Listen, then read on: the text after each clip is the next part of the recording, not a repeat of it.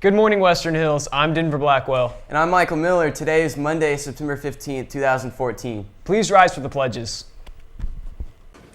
I pledge allegiance to the flag of the United States of America and to the republic for which it stands, one nation, under God, indivisible, with liberty and justice for all.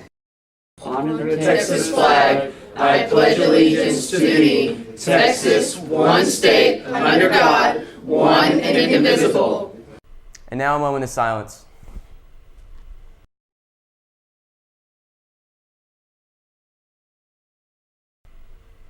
And now here's Mr. Wellman speaking from the heart in this virtual assembly. I would like to welcome the classes of 2015 through the class of 2018 to another school year here at Western Hills High School.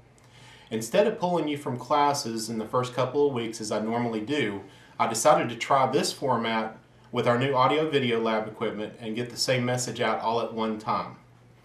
Before we start, let's talk about a few successes of things that are going on well here at Western Hills High School. First, did you know that Western Hills High School, through Index 1, which measures all state EOC tests, of those 5 tests that were given last year, roughly about 1,700 tests for 9th, 10th, and 11th grade students, Western Hills High School performed higher than any other high school in Fort Worth ISD.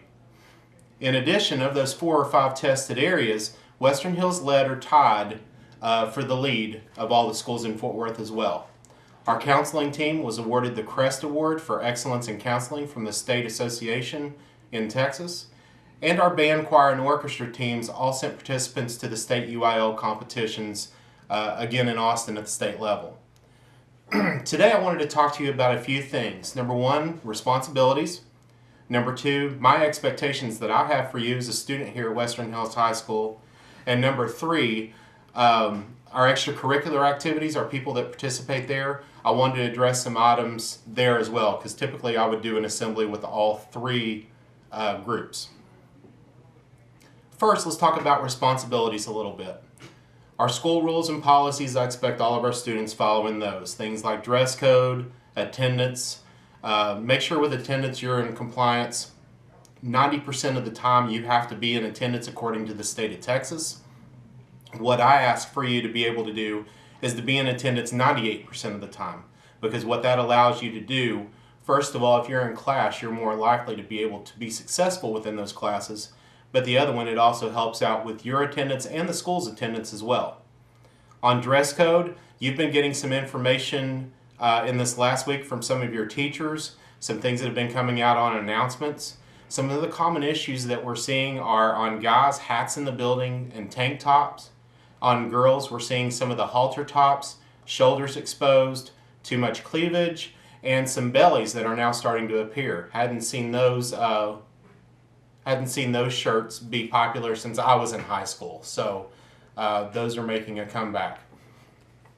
Another thing I'd like to talk to you all about is keeping up with the events going on here at Western Hills High School by watching the announcements that are shown every day, 4th period, either at the beginning or the end of class. We have built in an extra 5 minutes of class on period 4 to help get these announcements out to you all, so make sure you're paying attention. Again, those are only done through video. Any other emergencies or things that pops up that we have to announce in just a moment's notice, we'll do that with the intercom here in the main office. Next are expectations for you. And probably the biggest expectation that we have relates to credits and our progression to graduation.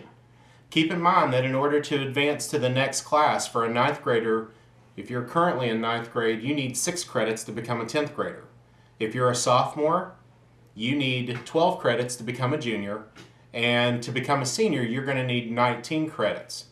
All of you should have 4, 5, or 6-year plans on file with your counselor to help track what courses you're taking from year to year. Part of that falls on you. You are now in high school, so we need to talk a little bit about self-accountability and keeping up with these items. For my 9th graders, this is going to be a big shift, because coming from middle school to high school, even going all the way back to elementary, a lot of things are spoon-fed.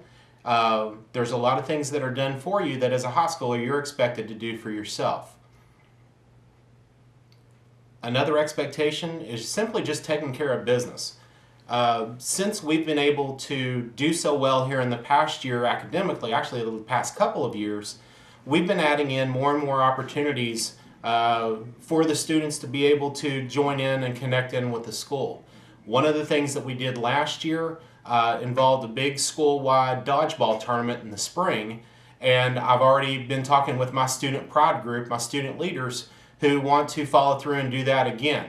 We're also talking about being able to add in a softball game, a faculty versus police game that would be a benefit for our softball program. So there's no number of things included with more pep assemblies that we would like to do to be able to make things fun. School shouldn't always be boring. We want to make things fun around here. But in order for that to happen, I need students to take care of their business as well. That includes being in dress code.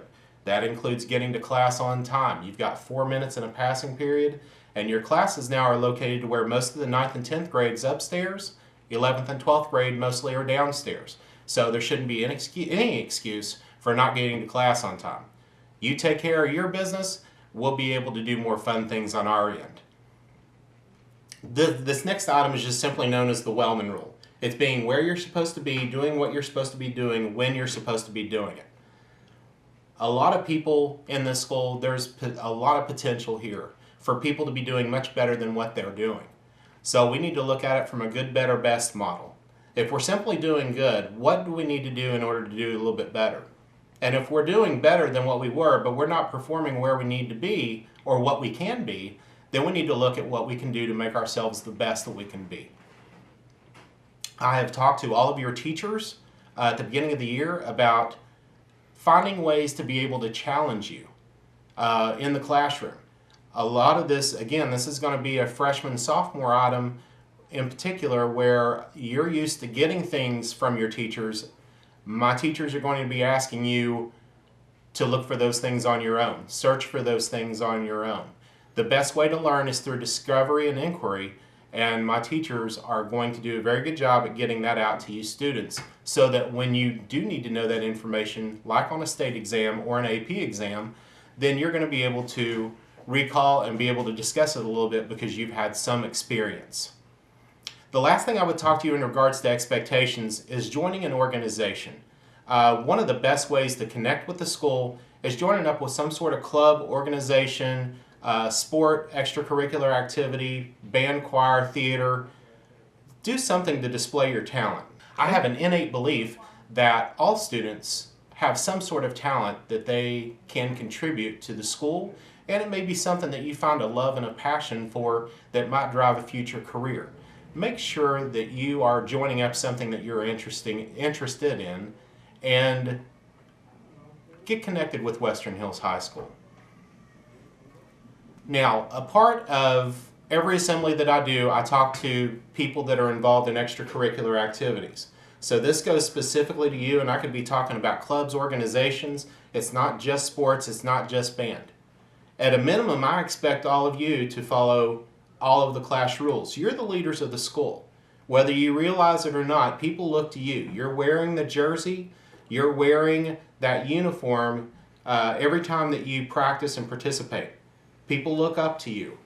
We need to take that responsibility seriously. So I expect you, at a minimum, to be able to follow all the school policies and rules and lead by example.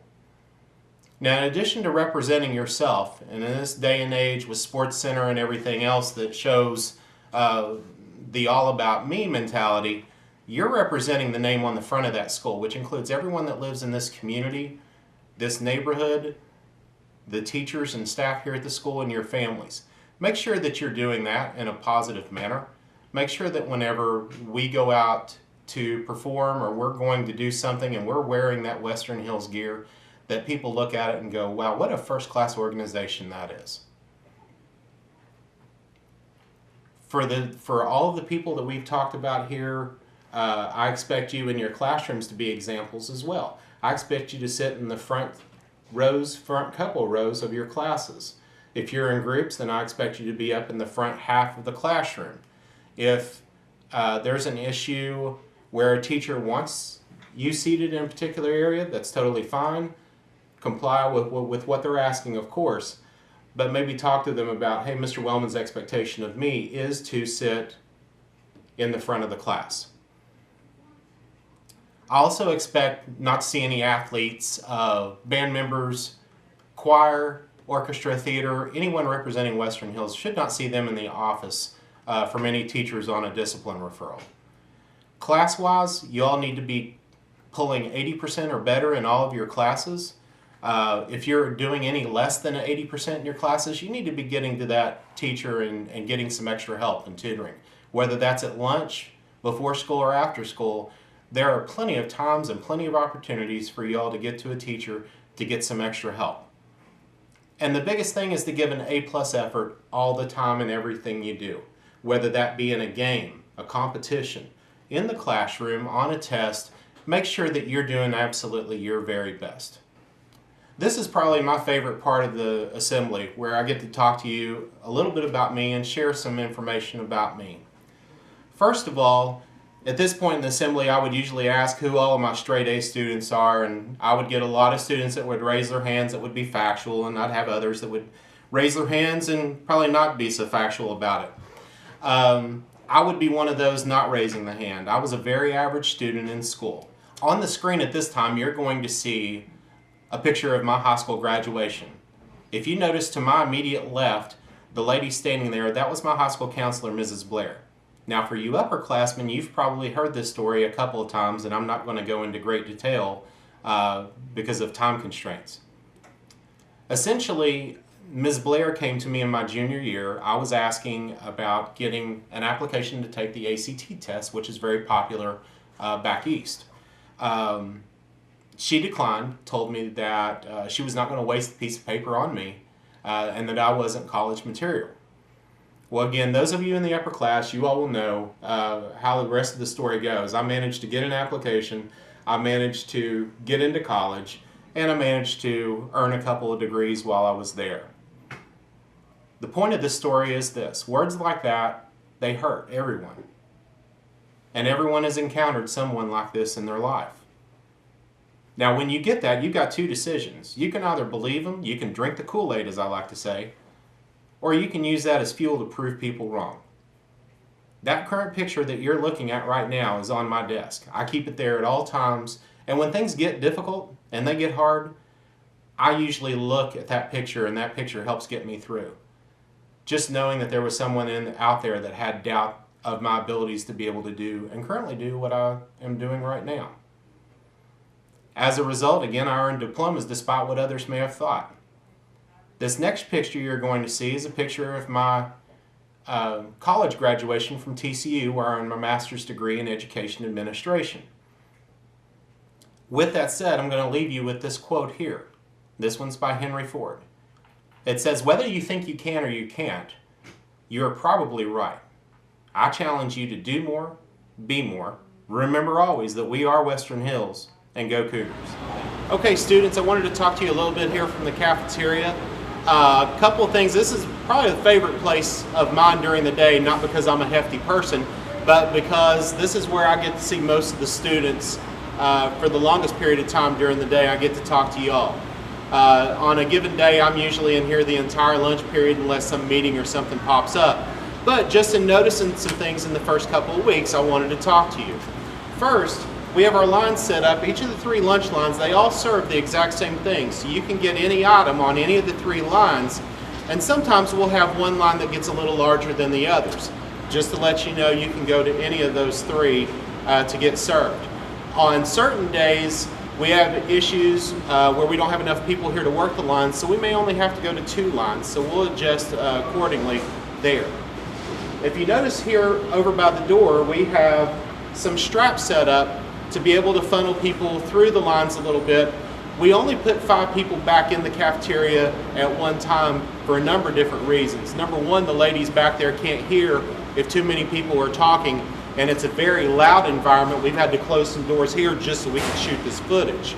The other thing is to make sure that it doesn't get too cramped, people aren't bumping into each other, and then people end up losing their lunch literally in the floor. If you notice on the back side, we have an open area here where once people finish punching in their numbers and getting out of the line, they have the ability then to walk off. So make sure that our lines are single file going back this direction, each of the 3 lines there. Now, if you'll take a notice and look at the tables right now, I wanted you to notice this. You've done a very, very good job the first couple of weeks, but at breakfast this has been an issue. When you look at the tables right now, you should see that they're all clear. Nice and clean, neat, everything's in its place. When you finish breakfast and lunch, it should look this way as well. The only difference would be that the trash cans are full. So make sure you're using your trash cans. You're cleaning up your space whenever you finish. Thank you. In addition to the inside of the cafeteria, I wanted to bring everyone outside and let them take a look at the different areas that they have to be during lunch. It's not too enticing whenever it's 105 degrees outside, but we have a very nice area out here where you can sit and dine. You can even go on the lower part of the patio as well. But the biggest thing I wanted to show you here, you'll see these babies popping up all around the campus, on the perimeter of the campus. These are brand new trash cans that through our architecture class last year and their designs, we were able to get acquired here for the high school. Make sure when you're outside and you've got trash out here that you're picking up out here as well, keeping it nice and clean so it keeps our neighborhood clean, please. Thank you. Okay, we've relocated to the front of the school, another popular hangout during lunch, and of course before and after school. One of the things that we challenge all of our students to do, and we see signs all over the place around the school that says pick up 3. Well, I've actually picked up 4 because I'm a little bit of an overachiever. But I wanted to talk to you a little bit about what's behind me, more importantly than where we are. Behind me we have the community of Benbrook. And as you know, we service part of Benbrook and a part of Fort Worth, and everybody comes together to form Western Hills High School. We want to make sure when we go off this campus and go into the neighborhood to head down either to the FINA or the Win-Win station, that we go down there and we represent ourselves very well there as well. We want to make sure we're staying out of the neighbors' yards, we stay on the street, and more importantly, when you're finished with your trash, make sure you're throwing it away and not into their yard, please. When Western Hills High School was founded in 1968, one of the first things that culminated with the building of the school was this piece of slab marble underneath, designed with the cougar and the Western Hills crest at the time in 1968. One of the things we ask all visitors, students, and everyone that comes in, the reason you see the rope around it are for people to stay off the cougar, not step here, but to go around to get where they need to be. Students have this down pretty well. We're still working on our visitors a little bit, so help us out, students.